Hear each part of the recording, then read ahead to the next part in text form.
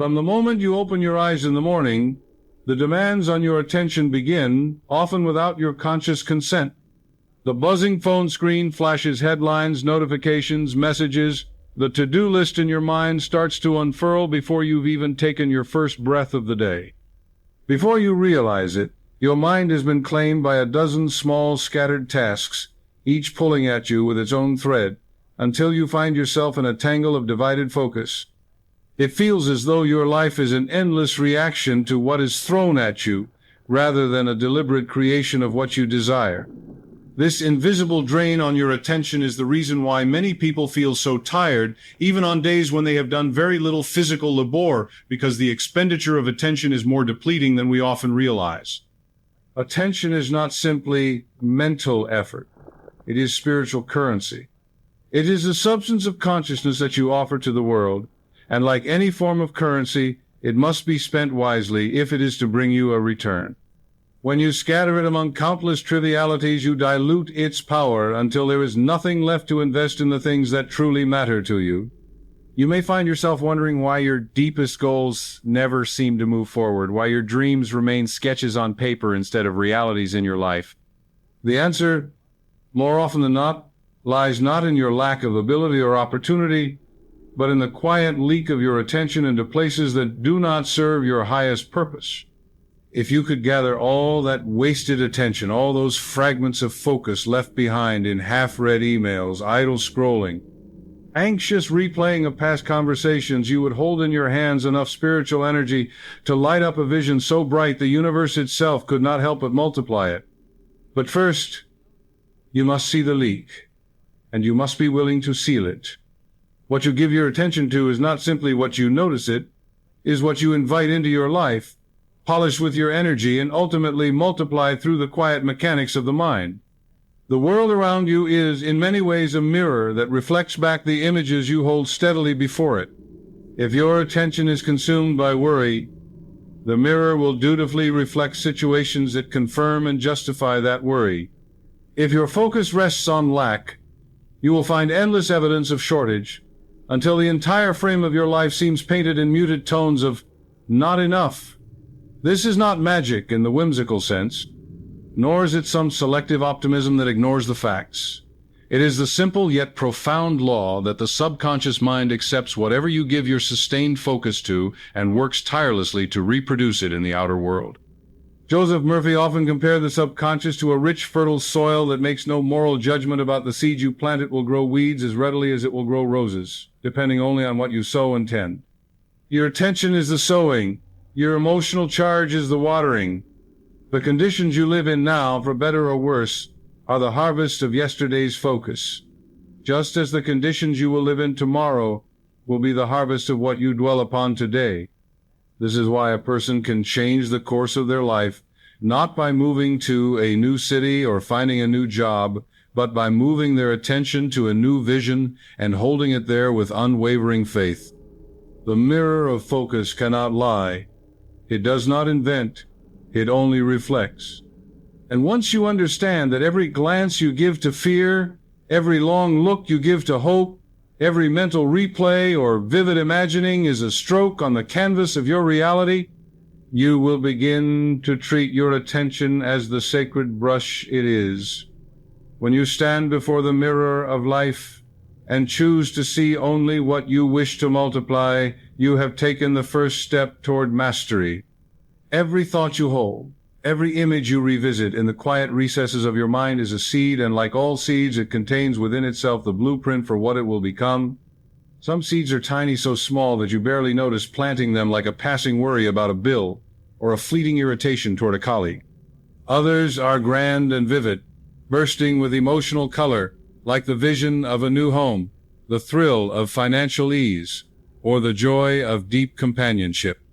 But whether small or great, light-hearted or heavy, each seed is received by the subconscious as an instruction, and the subconscious, like an obedient gardener, will tend to it, water it with your feelings, and multiply it until it becomes a visible reality in the garden of your life.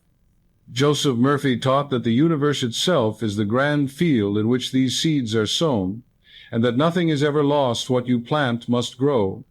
provided it is not dug up by doubt or choked by conflicting thoughts. This is why attention is not a casual thing. To focus on a fear is to plant it. To rehearse an argument is to water it. To dwell on lack is to invite it to spread its roots deeper. But so too is it true that to meditate on abundance is to plant its seed, to revisit a joyful outcome is to nourish it, and to let your heart swell with gratitude is to multiply its fruits.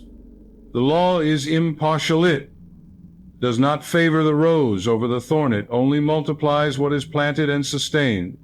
This means the moment you become conscious of your role as the sower, you gain the power to choose your harvest. If you wish for beauty, you must stop planting weeds. If you wish for peace, you must stop scattering the seeds of conflict. The universe cannot be fooled, nor can it be hurried. It will return to you in multiplied form whatever has received the consistent sunlight of your attention. And once you realize this, your focus becomes a holy act, your thoughts a sacred planting, and your days a living demonstration of the truth that whatever you tend will grow. There is a subtle but costly mistake that many people make without ever realizing it. They scatter their attention in so many directions that no single seed has time to take root. In the morning, they may briefly entertain a vision of success, feeling a spark of excitement as they imagine their business flourishing or their home filled with laughter and warmth. But by midday, that vision is pushed aside by worries about bills, anxieties over news headlines, or irritation at some small inconvenience. And then in the evening, they might indulge in a brief hope again, only to let it fade into doubt as they review all the reasons it probably won't happen. This is what Joseph Murphy would call mental cross-currents, the tug-of-war in the mind, where each positive image is undone by an asperger's opposing one, each prayer canceled by a contradictory thought. The subconscious mind does not multiply chaos into order. It multiplies the dominant pattern it receives. And when your attention is divided, there is no clear dominant pattern, only a mixture of seeds, some producing roses, some producing thorns, until your harvest becomes a tangled, inconsistent mess. The hidden price of divided attention is not only slow progress, it is the subtle erosion of faith. Each time you water a weed of worry, you train yourself to expect its growth, and in time, you come to see that expectation fulfilled. The universe, patient and unjudging, will keep delivering in proportion to your most consistent focus. And so the work becomes not a frantic attempt to make things happen, but a calm and deliberate discipline of choosing what you will magnify, what you will revisit, what you will allow to occupy the fertile soil of your mind. When you give one vision your steady, undivided attention, you place the full force of the law behind it, and in that unwavering gaze, the universe has no choice but to multiply it into form. Imagine holding a magnifying glass over a piece of paper on a sunny day. The sunlight is already there, spilling across the ground, warm and gentle, yet harmless. But when you bring the lens into focus, directing all those scattered rays to one small point, the heat intensifies until it ignites a flame. Your mind operates in exactly the same way. The energy of thought is always present, flowing through you in every waking moment, but it is diffuse, spread over dozens of small concerns, fleeting ideas, and shifting emotions. In this scattered state, it warms nothing deeply, changes nothing profoundly. Yet the moment you concentrate your attention, when you hold one clear image, one decision, one truth steadily before the inner eye, you focus that diffuse power into a beam so intense that it can burn through obstacles and set the process of creation into motion. Joseph Murphy often reminded his readers that the subconscious responds to sustained mental images, not to passing whims or half-hearted affirmations. The magnifying glass cannot start a fire if you keep moving it, no matter how bright the sun may be. Likewise, your attention cannot multiply your good if you keep shifting it from one desire to another, from faith to doubt, from vision to distraction. The key is to choose deliberately what you will magnify, knowing that whatever you hold in that unwavering focus will begin to gather momentum in the unseen, drawing to itself people, resources, and opportunities that match its nature. Your mind is the lens, your attention is the adjustment. The universe is the sunlight, steady, abundant, and ready to be concentrated into creation the moment you bring it into focus. From Genesis to the Gospels, the spiritual texts are threaded with a principle so clear, so consistent, that once you see it, you cannot unsee it. What you give your mind and heart to will multiply in your experience. The psalmist wrote, "Blessed is the man whose delight is in the law of the Lord, and in his law doth he meditate day and night." This is not simply an exhortation to be pious, it is a description of mental law. To meditate day and night means to give sustained attention, to let the mind dwell in the imagery, truth, and feeling of a chosen reality until it becomes the atmosphere you breathe. Jesus expressed the same principle in different words. "To him that hath shall be given, and he shall have abundance." At first, this seems almost unfair, but it is a spiritual law disguised as a paradox. Hath here refers not to material possessions, but to a state of consciousness. If you hold a consciousness of abundance, of health, of divine favor, you will receive more of it, because the mind attracts and multiplies the state it habitually entertains.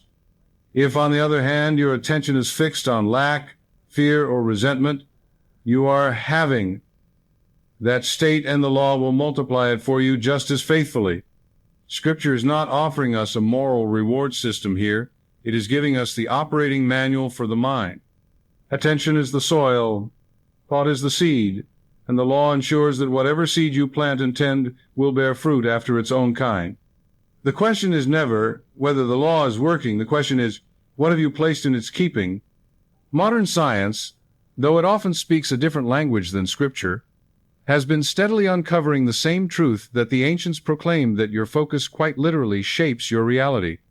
In neuroscience, there is what is called the reticular activating system, a network in the brainstem that acts like a filter, deciding which of the countless bits of information flooding your senses will rise to the level of conscious awareness. And here's the crucial thing. The RAS is trained by repetition, by emotional charge, by what you deliberately or even unconsciously give your attention to.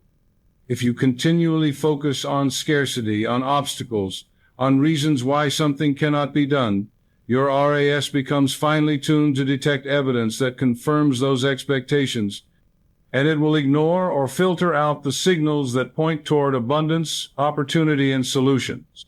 Conversely, when you habitually direct your attention toward the reality you wish to experience, your mind begins to notice and highlight the cues, openings, and resources that align with that state. Psychologists call this selective attention, and it is the mental mechanism that turns the law of attention from an abstract spiritual principle into a daily, tangible experience. Even quantum physics offers metaphors, though, often misunderstood, that support the idea that observation influences outcome, that energy aligns with the focus of consciousness.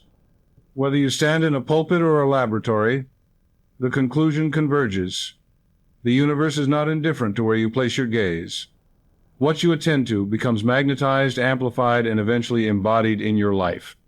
Attention and emotion are not separate forces. They are partners in creation, each amplifying the other in a self-reinforcing loop that can either lift you into abundance or drag you into struggle. When you give sustained attention to something, whether it is a cherished dream or a gnawing worry, you begin to generate emotions that match the object of your focus. If you dwell on an imagined scene of success, fulfillment, and joy, you feel those emotions rising naturally, as though you were already there. The subconscious, unable to tell the difference between what is vividly imagined and what is physically experienced, takes those feelings as proof that the condition is real and begins organizing your inner and outer world accordingly. But the reverse is equally true. Fixating on fears, grievances, and worst-case scenarios produces a cascade of anxious or heavy emotions, which then bind your attention even more tightly to the very conditions you wish to escape. Over time, this creates a closed-circuit, attention-feeding emotion feeding attention until it becomes the dominant vibration of your life. The key to mastery lies in consciously choosing the point of entry into this loop. By deliberately placing your attention on what is wanted and nurturing the feelings that match it, you set in motion a virtuous cycle that builds momentum with every passing day. And because emotion acts as the fuel that powers the creative engine of the mind, the more deeply and joyfully you feel what you focus on, the faster the universe multiplies it in your experience. Most people drift through their days scattering their attention like loose change, unaware that every thought they linger on is a seed being sown in the fertile ground of the subconscious. They give their best mental energy to random irritations, passing gossip, or the steady drip of fear-laden news, never realizing that they are feeding life into the very things they would rather avoid. This is the habit of unconscious attention, living in reaction rather than creation, allowing the sights, sounds, and moods of the outer world to dictate the inner focus. To break this habit is not a matter of becoming tense or rigid, straining to control every flicker of thought, but rather of awakening to the truth that your attention is precious and finite, and therefore must be spent with intention. The first step is awareness, catching yourself in the act of pouring attention into something that does not serve your highest good. The second is redirection, without judgment, gently turning your mind toward an image, idea, or feeling that reflects the life you actually want to live. At first, the old patterns will try to pull you back, for the subconscious loves familiarity even when it is painful. But each time you choose deliberately, you are rewiring the pathways of focus, building a new default setting in which your attention naturally gravitates toward what uplifts and expands you. Over time, the pull of the negative weakens, and the magnetic draw of your desired reality grows stronger until giving your attention consciously is not an effort at all, but a joy. Deliberate focus is not a one-time decision. It is a living, breathing practice that must be renewed each day, just as you nourish the body daily to keep it strong. Think of your attention as a beam of light. Where you direct it, growth accelerates. Each morning before the noise of the world seeps in, you can choose to point that beam toward the images, affirmations, and ideas that match the life you are calling into being. This is not about ignoring challenges or pretending difficulties don't exist. It is about giving the majority of your energy to what you want multiplied, so that the challenges become smaller in proportion and solutions emerge naturally. The practice begins with intention, perhaps a single statement such as, "Today I give my attention to that which increases my joy, my peace, and my prosperity." From there, you become a watchful steward of your mind, noticing when it drifts to what is unwanted and gently guiding it back without scolding yourself. Over time, this becomes a rhythm as natural as breathing. Focus, drift, return. Focus, drift, return, each return, reinforcing the habit of conscious attention.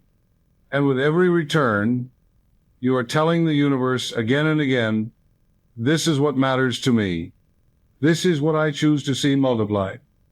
In this way, deliberate focus becomes less an effort and more a way of being an unshakable alignment between the inner gaze and the outer good that follows it. Imagine for a moment that your mind is the richest soil on earth, capable of producing anything planted within it. The thoughts you give your attention to are seeds, each carrying the potential to grow into towering realities. Now, just as a farmer does not plant thorns and expect roses, you cannot give your attention to fear, resentment, and limitation and expect to harvest joy, abundance, and peace. The soil does not argue, it does not discriminate, it accepts whatever is sown and multiplies it. This is the law Joseph Murphy so often reminded us of. The subconscious is fertile beyond measure, but utterly impartial. Plant a seed of lack and it will grow lack. Plant a seed of wealth and it will grow wealth. The power then lies not in the soil, but in the seed what you choose to give your attention to day after day. And here is where most people misunderstand. They believe they can plant one seed in the morning through an affirmation and then spend the rest of the day planting weeds with careless thoughts, yet still expect the original seed to flourish. The truth is, the crop reflects the dominant planting. If you wish to see the universe multiply good, you must return again and again to those seeds of good, planting them in abundance until they become the only crop the soil can produce. When you understand this, you become both gardener and guardian of your inner field, tending it with love, weeding out what does not belong, and rejoicing in the certain harvest that follows focused, faithful planting. The subconscious mind is not a silent spectator in your life. It is an infinitely creative engine, ceaselessly at work, magnifying and reproducing whatever receives the bulk of your attention. It functions much like a great echoing chamber. Speak into it once with enough feeling, and the vibration reverberates endlessly, touching every aspect of your being. But here is the subtle truth Joseph Murphy emphasized. This inner faculty does not merely echo, it expands. If you give your attention to a single idea of abundance, the subconscious does not simply store that thought, it begins to weave it into other areas of your life, finding connections, prompting actions, and drawing people and resources toward you as though guided by an unseen hand.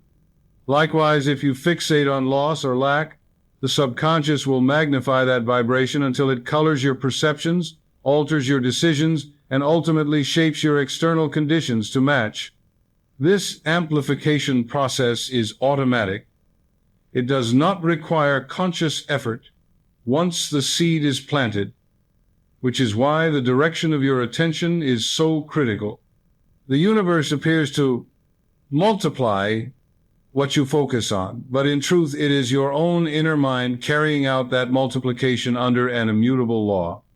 When you grasp this, you begin to see attention not as a casual mental act, but as the setting of a cosmic amplifier capable of turning a whisper of belief into the full symphony of lived experience. To understand the true power of attention, you must see it as more than a passing glance of the mind. You must recognize it as an investment of your most valuable currency, emotion. When you give sustained attention to an idea, you are not merely thinking about it. You are feeding it the energy of your feelings, the warmth of your inner fire, the substance that turns a faint outline into a living reality. The subconscious responds most strongly not to dry, mechanical thoughts, but to thoughts saturated with feeling. Imagine attention as sunlight and emotion as heat together. They cause the seed of an idea to germinate and burst into growth. When you focus on something with delight, anticipation, and gratitude, you are quite literally enriching it with the nutrients it needs to flourish in your experience. Conversely, when you give attention to fears or grievances with the same intensity, you invest in their growth, often wondering later why they loom so large in your life.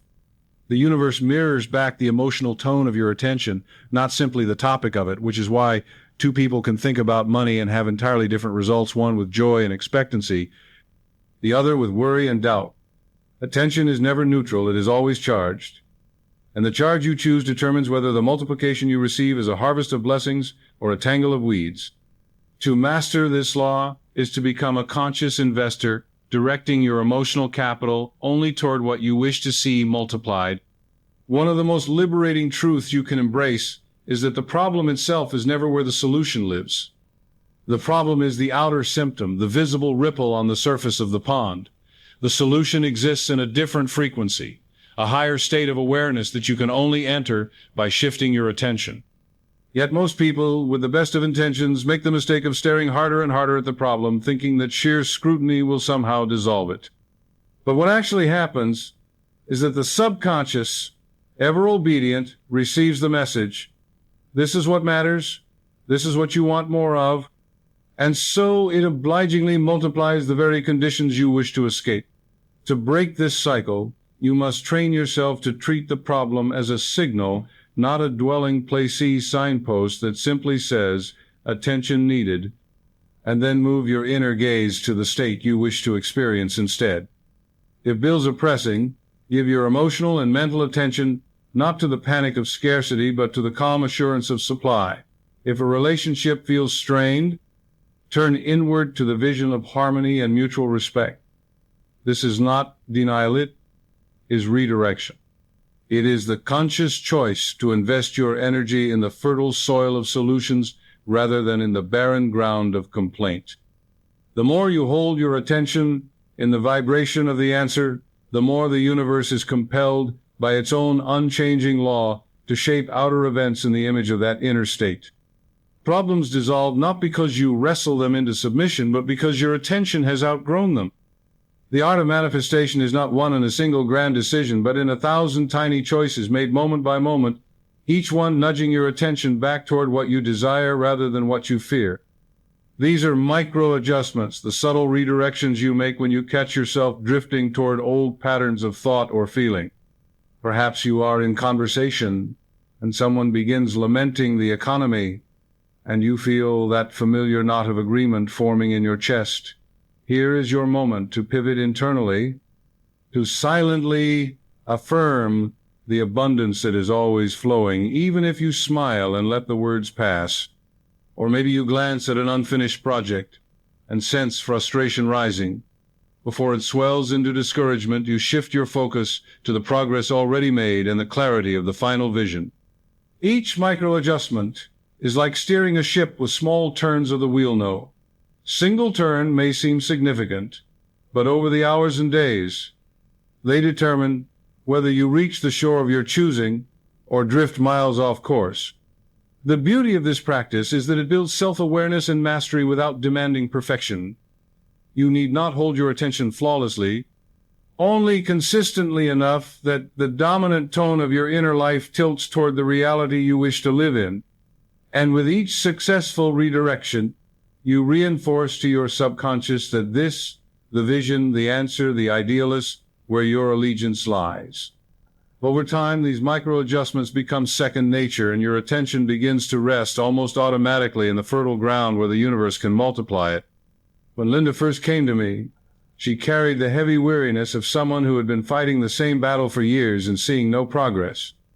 A single mother with 2 children in college, she worked long hours at a job that drained her spirit and still found herself juggling overdue bills at the end of every month.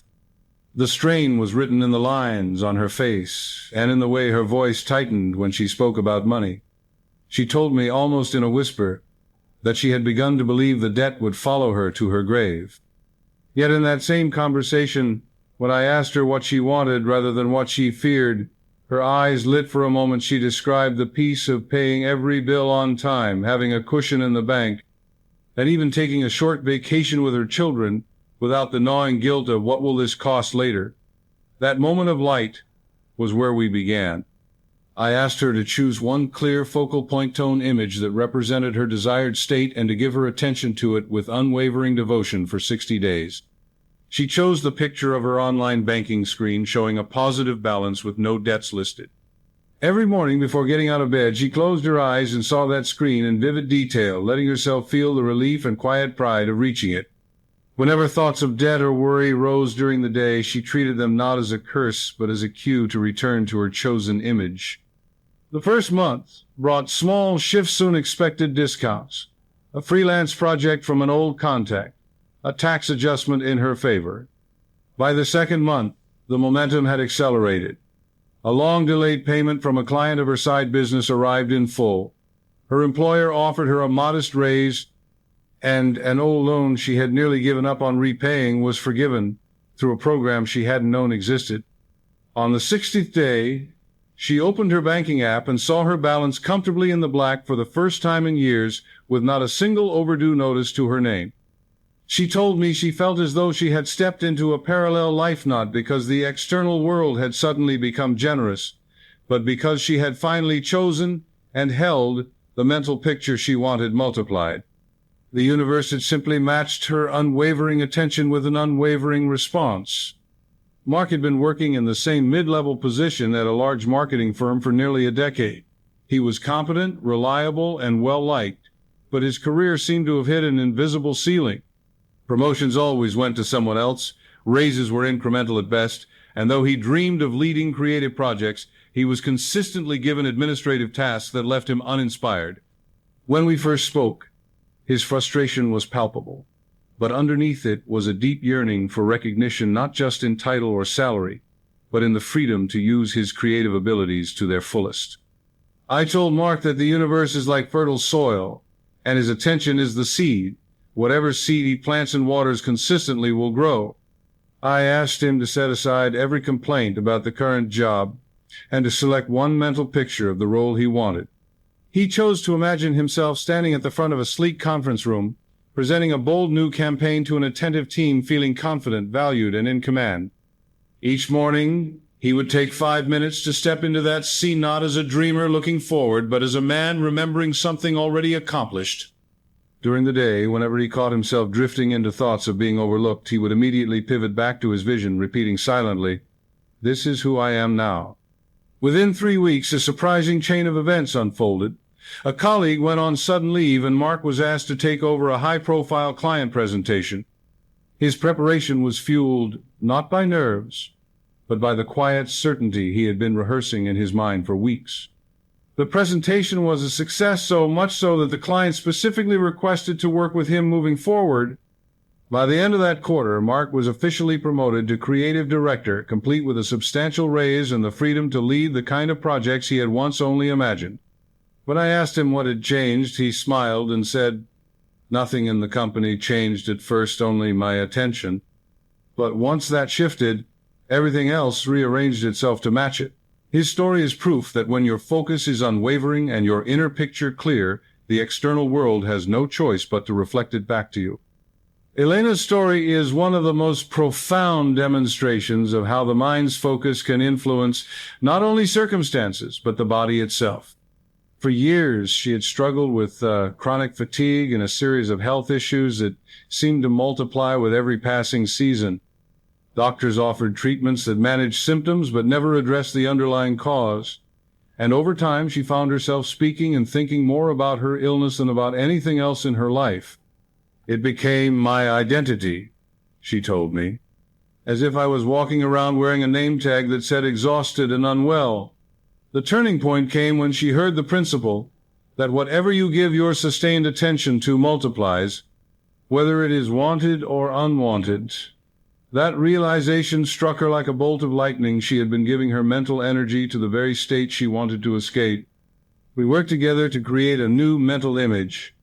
Elena saw herself waking each morning with a surge of vitality, walking briskly along a sunlit path, breathing deeply, and feeling her body strong, light, and fully alive. She coupled this imagery with the words, "I am vibrantly healthy now," repeating them in moments when the old focus on symptoms tried to creep back. She even began a vitality journal, writing down each small improvement a day without pain, a longer walk than usual, a deeper sleep magnifying her awareness of progress. Within 2 months, her friends and family noticed a visible change. Her posture improved, her eyes shone with energy, and she had resumed hobbies she had abandoned years earlier. Medical checkups reflected the shifter lab results were stronger, and her doctor noted a marked improvement in her stamina. Elena later told me that the most miraculous part wasn't just the physical transformation, but the way her life opened up in other areas once she stopped feeding her attention to what was wrong. "I realized I had been starving my health and feeding my illness," she said. "Now I feed my health, and it grows stronger every day." Her journey is a living example that the same universal law that multiplies wealth or opportunity will multiply wellness when you focus on it with love, gratitude, and consistency. When we place the stories of Daniel's business turnaround, Clara's career breakthrough, Aaron's artistic prosperity, and Elena's health restoration side by side, the common threads weave themselves into a clear and undeniable tapestry of truth. These are not isolated miracles, nor are they dependent on luck, chance, or a select few being chosen for blessing. Each story began with a moment of self-awareness or realization that their dominant focus had been on what was missing, failing, or unwanted. That recognition was followed by a conscious decision to redirect attention toward the desired state, not as a far-off hope, but as a living reality to be experienced now. They each understood, in their own way, that attention is like sunlight. Wherever you consistently shine it, life will bloom. Another unifying element was the simplicity and constancy of their method. None of them overcomplicated the practice with a dozen affirmations, rituals, or desperate attempts to make things happen. Instead, they adopted a single mental focus, repeated it with feeling, and guarded it against intrusion from doubt or fear. In every case, the first signs of change were internal shifts in mood, posture, or sense of possibility, followed by external evidence that seemed to just appear, but in reality had been drawn into their experience by the magnetic pull of their renewed attention. These patterns reveal that the universe is impartial. It does not decide who is worthy of multiplication, but simply responds to the mental images and emotional energy we sustain. Whether the subject was money, work, art, or health, the same law applied with perfect precision. Focus on what you desire, hold it with gratitude and expectancy, and life will mirror it back to you in multiplied form. By now, you've seen enough living proof to know that what we've been exploring is not theory for theory's sake, but a law that works with the precision of sunrise. You've heard how ordinary people, facing very different circumstances, were able to redirect their focus, anchor themselves in a clear mental image, and watch the universe multiply it into forms both expected and wonderfully surprising. This is the point where inspiration must be married to action, not frantic, exhausting action in the outer world, but the kind of deliberate, consistent inner action that reshapes the blueprint in your subconscious mind. And that is exactly what the 7-day plan is designed to do. It is not 7 random exercises thrown together.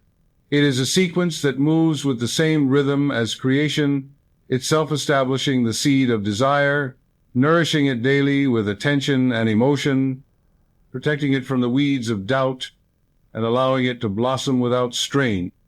Over the coming week, you will give yourself the rare gift of sustained, undivided attention to the reality you wish to multiply, and as you do, you will begin to experience the subtle, yet unmistakable shift from wanting to having, from hoping to knowing. Think of this plan as your scaffolding. It will hold your focus steady while the structure of your new reality rises around you, one brick of thought, one beam of feeling at a time. The next phase will walk you through this process step by step, so that by the end of 7 days, you will not only see change, you will feel the foundation of a multiplied life firmly set beneath your feet. The first few moments after waking are among the most potent of your entire day, for in that delicate space between sleep and full alertness, the conscious mind has not yet tightened its grip, and the subconscious is wide open, like rich, freshly tilled soil awaiting the seed. Most people squander this golden interval by reaching for their phone, letting headlines, emails, and noise plant weeds before the day has even begun.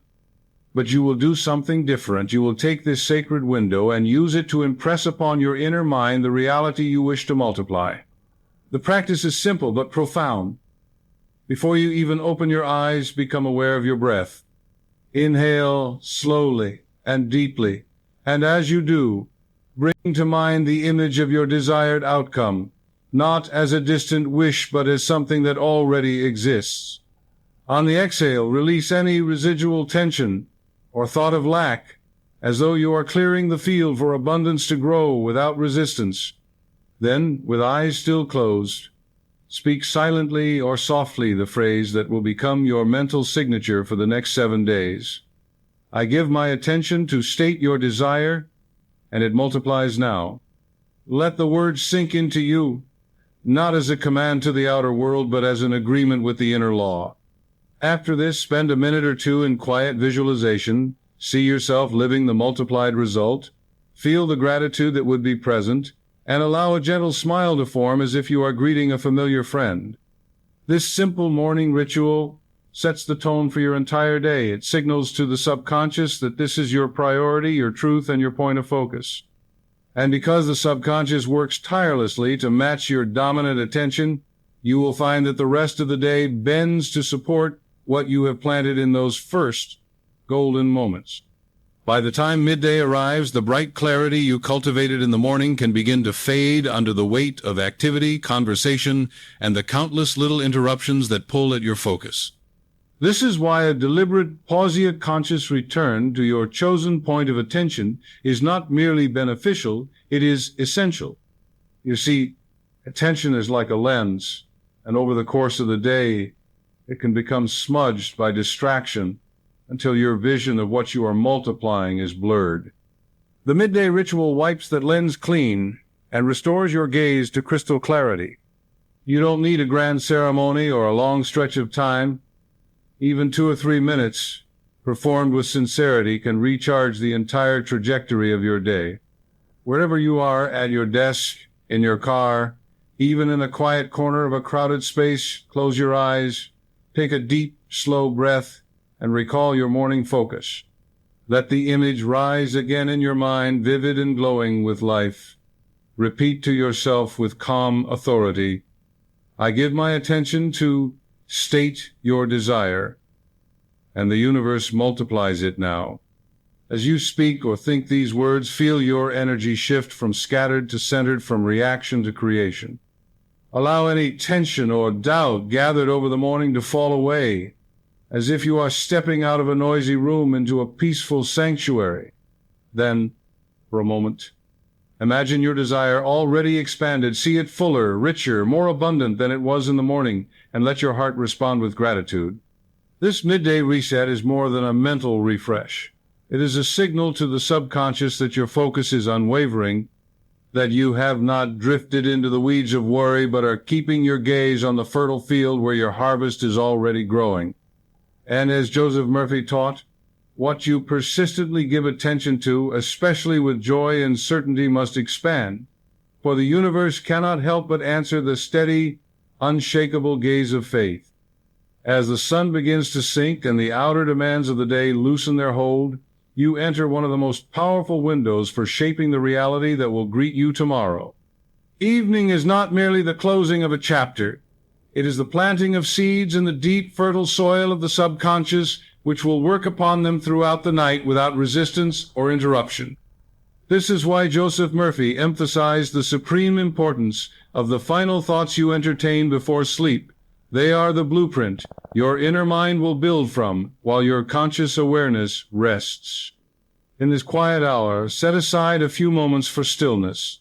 Sit or lie comfortably, close your eyes, and breathe deeply until the noise of the day fades from your mind. Begin by gently reviewing your day, but instead of dwelling on what you wish had gone differently, search for the moments that reflected your chosen focus, the signs, however small, that your desire is already taking form. Let gratitude swell in your heart for each of these, for gratitude is the emotional proof of faith. Then, turn inward to visualization. See yourself living in the fullness of what you have been giving your attention to, not as a wish or a distant hope, but as a present and tangible reality. Engage all your senses. Hear the conversations that confirm your success. Feel the textures of your new environment. See the colors and shapes around you. Breathe in the atmosphere of fulfillment.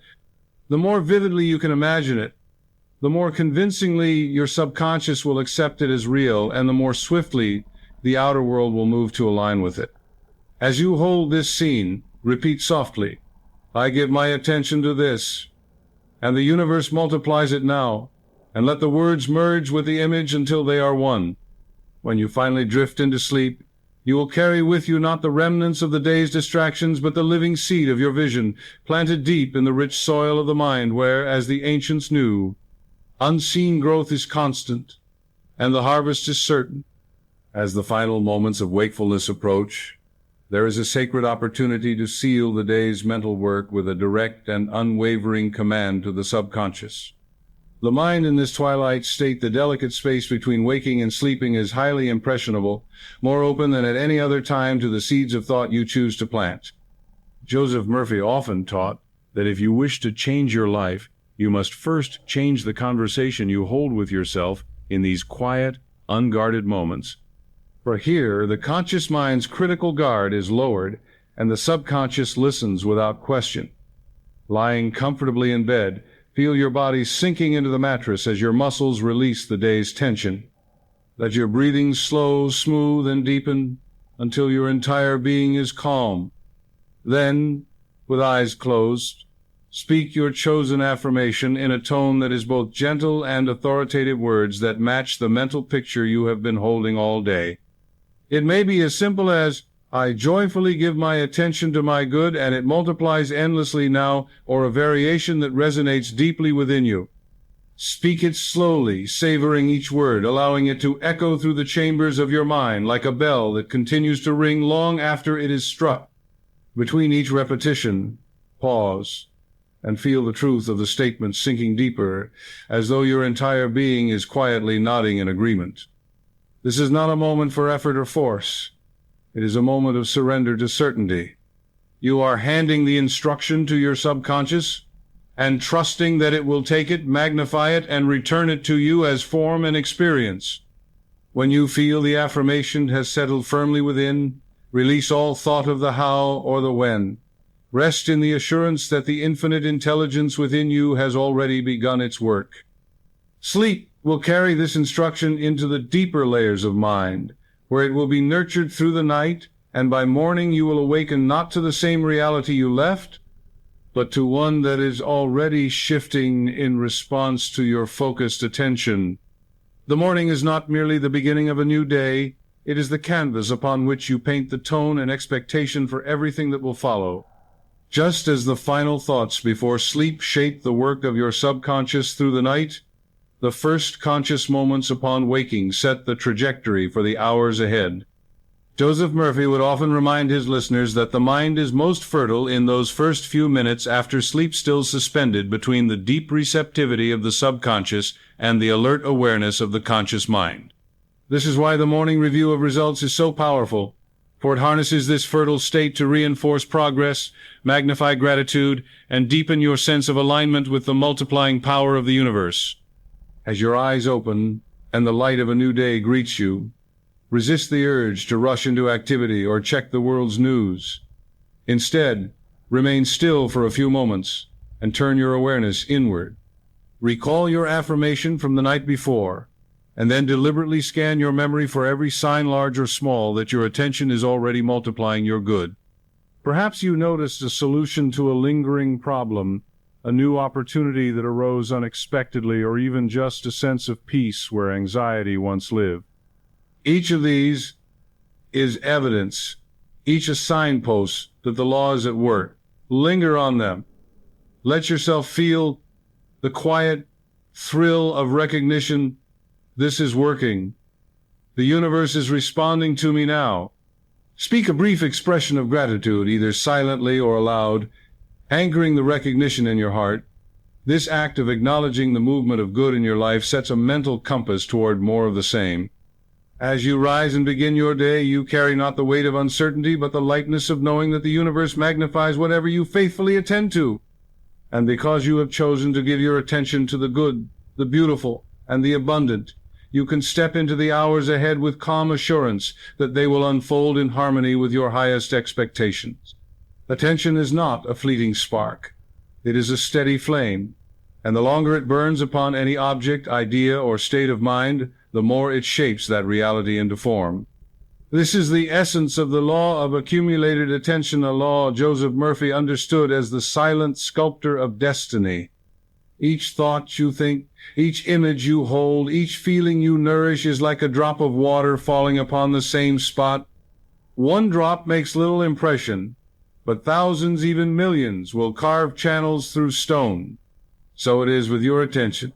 The more consistently it rests upon a chosen good, the deeper the groove it cuts in your subconscious, and the more easily the current of life will flow in that direction. Many people scatter their attention like seeds thrown upon the wind, here a moment of faith, there a moment of worry, now a flash of gratitude, followed by an hour of complaint. The results they experience are equally scattered, because the subconscious can only multiply what is most consistently planted. But when you give your attention wholly and repeatedly to one vision, to a state of abundance, a feeling of health, a relationship filled with harmony, you are no longer throwing seeds to the wind. You are planting them in rich soil, watering them daily, and allowing the law to bring forth the harvest in its perfect season. This is why you must guard your attention as you would guard a treasure chest. Every hour you hold to your chosen vision adds to the momentum, compounding like interest in a bank of infinite resources. And just as a small stream becomes a mighty river through continual flow, so your good becomes inevitable when your attention remains unbroken and unwavering. The law is impartial. The law is sure. What you continue to give your attention to, you will continue to multiply until it stands before you in undeniable form. Every moment you direct your attention toward an idea, a goal, or a state of being, you are making an investment not in a physical bank, but in the invisible treasury of the subconscious mind, which never loses a single deposit. Just as a wise investor does not pour money into ventures that erode his wealth, so a wise seeker of truth refuses to pour attention into thoughts that deplete his spirit, diminish his faith, or drain his joy. Attention is the most valuable currency you will ever possess, for it is the means by which you purchase your future. Every image you revisit, every inner conversation you rehearse, every mental movie you play is a contribution into this account, and like any investment, it accrues interest over time.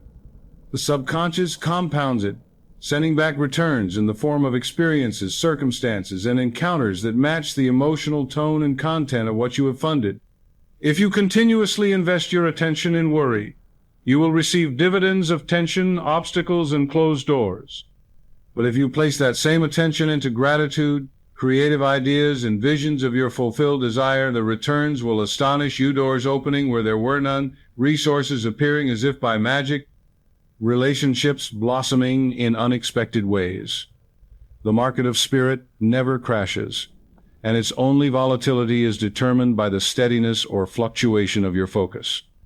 That is why Joseph Murphy insisted that you make every thought count, for the smallest investment, if made consistently, can grow into a fortune of good. And unlike worldly investments, this one is available to all, costs nothing but discipline, and pays in forms far beyond the reach of mere currency. It pays in peace, in joy, in the effortless alignment of your outer world with the inner vision you have faithfully funded. To master your attention is not a matter of a single grand effort, but of many small, conscious acts performed faithfully throughout the day, each one reinforcing the truth that you, and not the shifting world, are the custodian of your focus. The first practice is to begin your day by deciding before you step into its currents exactly what states of mind you will inhabit. This decision is not about controlling every event that will arise, but about anchoring yourself in an inner atmosphere so steady that outer events are drawn into harmony with it. Upon waking, spend even 2 minutes envisioning the scenes, outcomes, and qualities you wish to experience, and declare silently, "I give my attention only to what multiplies my good." This simple act sets a filter in your subconscious, making it easier to notice what aligns and to disregard what distracts. The second practice is to establish what Joseph Murphy might call attention checkpoints during your day brief pauses, in which you ask yourself, where is my attention right now, and is it worthy of multiplication? If the answer reveals that you have drifted into complaint, doubt, or mental clutter, you gently withdraw your attention and place it deliberately upon something that reflects the life you intend to live. This is not about guilt or scolding yourself. It is about remembering that your attention is a creative force, and every moment you redirect it is a victory. The third practice is to sanctify your environment by filling it with images, words, sounds, and even scents that naturally hold your attention in uplifted states. A desk with a single inspiring quote in view, a phone background that reflects your dream fulfilled, a piece of music that instantly recenters you. These are all tools that keep your focus aligned without constant effort. When your surroundings become allies to your attention, you will find it easier to keep your inner gaze fixed on the substance of things hoped for, even in the midst of a noisy world. In time, these practices form a living shield around your mind, making it second nature to guard your attention and direct it only where you wish it to go. You will not be at the mercy of distractions, for your attention will be too valuable to spend on what does not serve you. And as you remain faithful in these small acts, you will watch with growing delight as the universe multiplies your chosen focus into a life rich with the very good you have been willing to behold. Affirmations, when spoken with feeling and consistency, act like steady beams of light, training your attention on the truth you choose to inhabit until it becomes the only landscape you can see. They are not idle words. They are conscious decrees that the subconscious accepts as instruction and then multiplies without question. When used daily, they guard the mind from wandering into unproductive territory, and they keep your inner gaze fixed upon the outcomes that reflect your divine inheritance. The most effective affirmations are short, present tense, and emotionally charged, for these are the ones the subconscious embraces most readily. You might begin your day with, "I give my attention to the good, and the good multiplies in my life." Speak it not as a wish, but as a statement of fact, letting the sound of your own voice carry conviction deep into your being. Throughout the day, return to your chosen affirmations whenever your focus feels frayed or your mind is tempted by worry or distraction. They act as mental reset buttons, pulling you instantly back to the fertile ground where your attention can work its magic. For variety and freshness, you may keep a small collection of affirmations, close-it handwritten in a notebook, stored on your phone, or placed on slips of paper in your wallet. Phrases like, "The more I focus on the good, the more the good expands," or "I see only what I choose to see, and it is beautiful," or "My attention is my wealth, and I invest it wisely," each carry a specific vibration that tunes your consciousness toward increase. The power of these affirmations lies not in sheer repetition, but in repetition with awareness. If you speak them mechanically while your mind runs elsewhere, their effect will be muted. But if you pause, breathe, and let the meaning sink into you, if you allow yourself to feel the reality they described, in every declaration becomes a seed planted in the subconscious, a seed that will grow and bear fruit in the outer world. Over time, you will notice that you no longer have to force your attention toward the good. Your mind will seek it out naturally, drawn by the gravitational pull of the truths you have been affirming.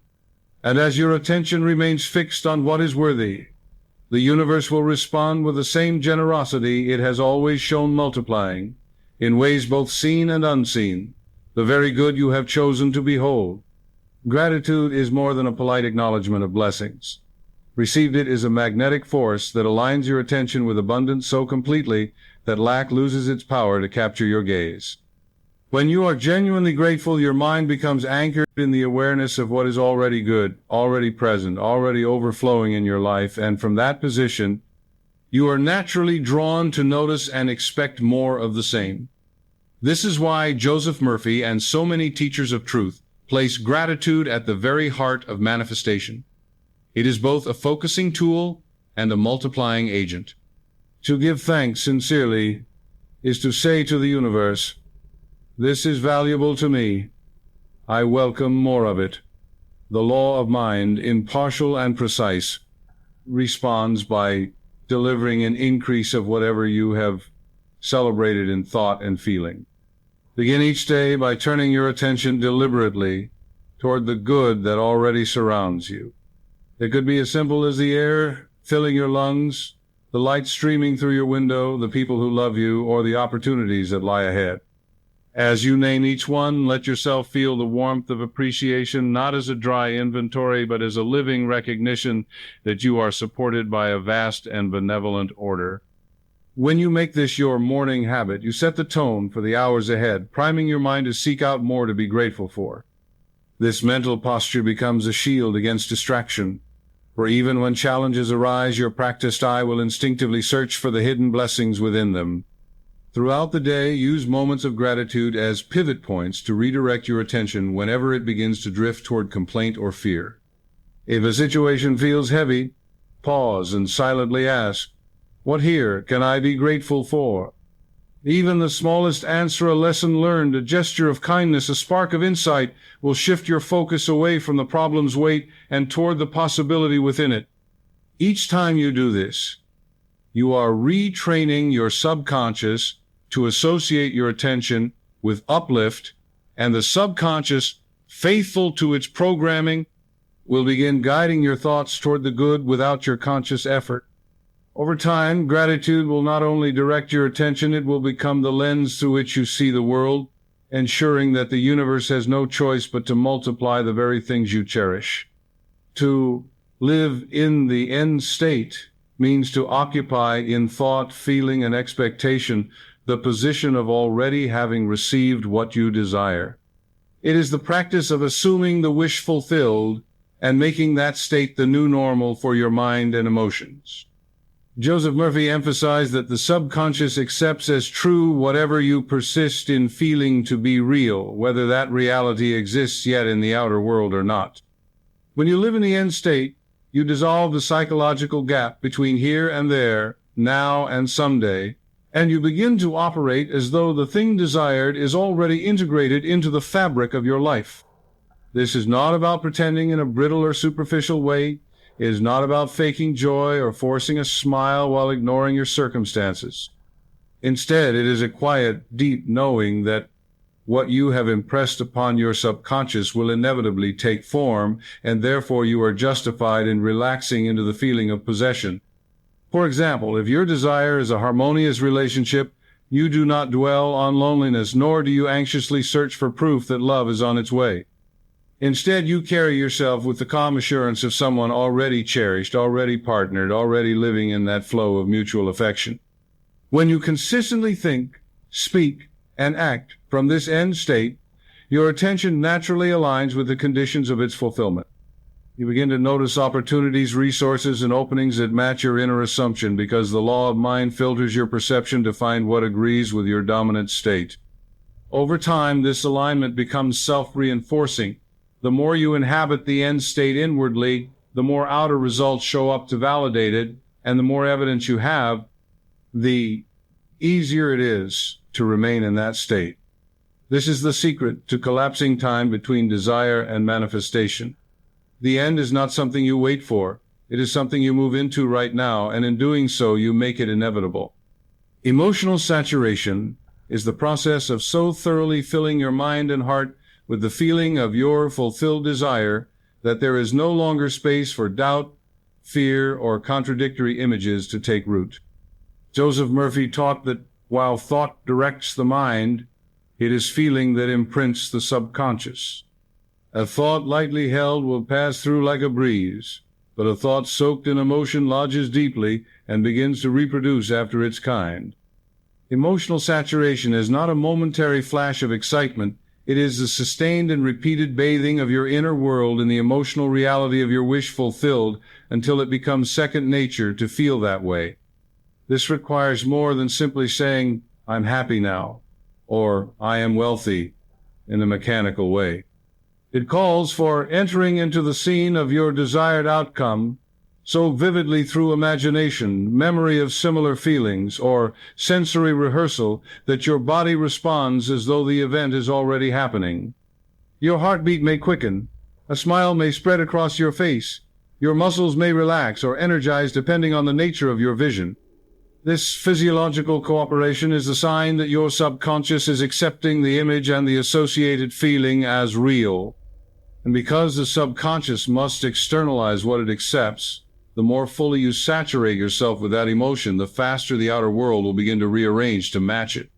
Murphy often suggested returning to this emotional bath repeatedly throughout the day, upon waking, before sleep, and in quiet moments in between, so that the imprint is continually reinforced. Think of it like dye soaking into cloth. The longer and more often the fabric is immersed, the richer and more permanent the color becomes. In the same way, your inner state becomes so colored by the feeling of your desire fulfilled that no contrary thought can bleach it out.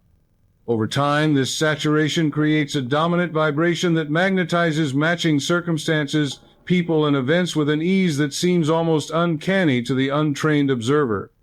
It is not luck, it is the law of attention and feeling operating with precision. Daily immersion practices are the practical backbone of emotional saturation and focused attention.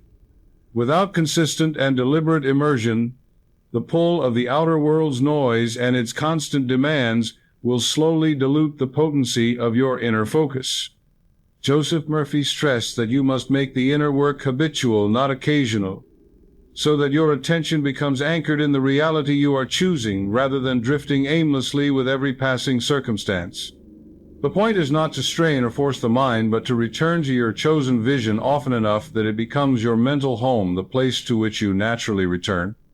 One of the most powerful daily immersion techniques is to create a dedicated morning ritual before the world has a chance to pull you into its momentum. Upon waking, When your mind is still in that pliable state between sleep and wakefulness, close your eyes and enter into the scene of your fulfilled desire. Let it be as vivid as possible. Hear the sounds, see the colors, feel the air, and most importantly, feel the emotion of having it now. Linger in that state for several minutes, not rushing, allowing yourself to dwell in it until the outer world seems like a faint background compared to the vividness within. Another practice is to weave short attention resets into the fabric of your day. This could be as simple as pausing at midday to repeat your affirmation, closing your eyes for 30 seconds and feeling the reality of your outcome as if it were unfolding in that moment. These small yet deliberate check-ins keep the emotional atmosphere of your desire alive and prevent the buildup of conflicting impressions. Evening immersion is equally vital, for the last impressions before sleep are often replayed throughout the night in the subconscious. Before lying down, dim the lights, breathe deeply, and revisit your inner scene. Make it real again, as if you are reliving a cherished memory. This will ensure that for the next 6 to 8 hours, your mind is marinating in the vision of your fulfilled desire, allowing the law of mind to work unhindered by daytime distractions. In time, these immersion practices will cease to feel like work and will instead become a natural rhythm like coming home to yourself. The outer results will begin to mirror this inner constancy, for what you continually impress upon the subconscious will, without fail, express itself in your lived experience. There comes a sacred moment in the work of attention, a crossing of the threshold, where focused thought matures into quiet, unshakable expectancy. It is no longer the mind grasping at possibilities or trying to convince itself of outcomes. It is the soul knowing. Joseph Murphy taught that when attention graduates into expectation, the manifestation is as good as done. Expectation is not the same as hope, for hope contains a subtle vibration of distance, of longing without certainty. Expectation is the emotional signature of having already received. It carries the calm confidence of divine inevitability. The transformation begins with consistency. Every time you give your attention to your vision, be it through visualization, affirmation, prayer, or sacred silence, you are depositing emotional currency into the account of your subconscious. These deposits accumulate. One day you wake up and realize you're no longer asking whether it will happen. You're organizing your life around its arrival. This is the shift. The waiting is over not because the form has yet arrived, but because the belief has solidified into inner fact. The outer world merely plays catch-up. To cultivate this inner expectation, speak from the end. Instead of saying, "I will be healed," say, "I give thanks that I am now whole." Instead of, "I will find love," say, "I now radiate and receive divine love." Instead of, "Money will come," declare, "God's wealth flows to me freely, joyfully, endlessly." This language is not mere semantics. The subconscious responds to emotionalized present-tense declarations. It assumes the tone of your belief, and the universe mirrors the subconscious without question. You will know you have entered expectation when you feel a sense of relaxation around your desire. Not detachment in the cold sense, but peace. You no longer feel urgency. You are no longer tempted to check, to worry, to ask when or how. You simply live in the knowing that it's done. And from this knowing, all things are added unto you, not because you earned them through toil, but because you aligned with the eternal truth that all that the Father has is already yours. This is the height of spiritual attention, not just to focus, but to feel with certainty, not just to want, but to expect with reverence and calm delight. When your attention rests in this sacred expectation, the law of mind has no choice but to fulfill it, and you become a witness to the unfolding of divine perfection, as all things begin to gather themselves in the visible realm to match the invisible decree you have held unwaveringly within. If you have journeyed this far, if you have absorbed the teachings and begun to sense the shift in your inner atmosphere, then you are ready not just to understand this law, but to live it. to move from insight to embodiment, from thought to demonstration. And so we arrive at the 7-day focus challenge, a practice designed not to test you, but to invite you into mastery, a week of disciplined attention that will not only multiply your chosen good, but multiply your faith in the process. Why 7 days? Because 7 is the number of spiritual completion. It echoes through sacred texts, the creation completed in 7 days. The Sabbath is the day of divine rest, the 7 lights of the menorah, the 7 seals, the 7 churches. In the language of the subconscious, 7 days of unwavering attention is enough to crack open the walls of doubt and install a new pattern so deeply that it begins operating automatically. Here is your practice. Choose one desire, not 10, not a vague wish, one clear, heartfelt desire, something you are ready to receive, ready to expect, ready to live. It may be health in your body, increase in your finances, harmony in your relationships, or clarity in your purpose. Write it down in precise, positive, present tense form. Then, for the next 7 days, give it your attention in 5 specific ways. Morning declaration. Upon waking, speak your desire aloud as already fulfilled. Feel it, see it, thank God for it. Midday visualization. Pause at noon and visualize a vivid scene that confirms your desire is reality. Let it be rich in emotion and detail. Evening gratitude. Before sleep, affirm again with gratitude that it is done. Thank you, Father, that this is already mine. Focus journaling. Each day, write 1 paragraph about how your desire is manifesting now. Do not explain the how, just affirm the what.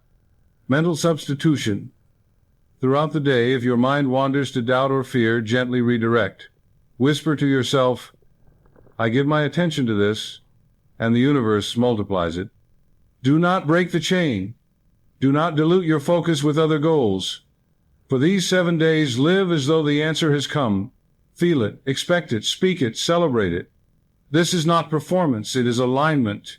It is the inward gesture of a soul, no longer begging but receiving. No longer waiting, but knowing. At the end of these 7 days, you will feel a shift, if not in outer form, then in inner certainty, and that certainty is the seed that ensures the harvest. The universe, governed by divine law, cannot do otherwise. It must multiply what you give your attention to.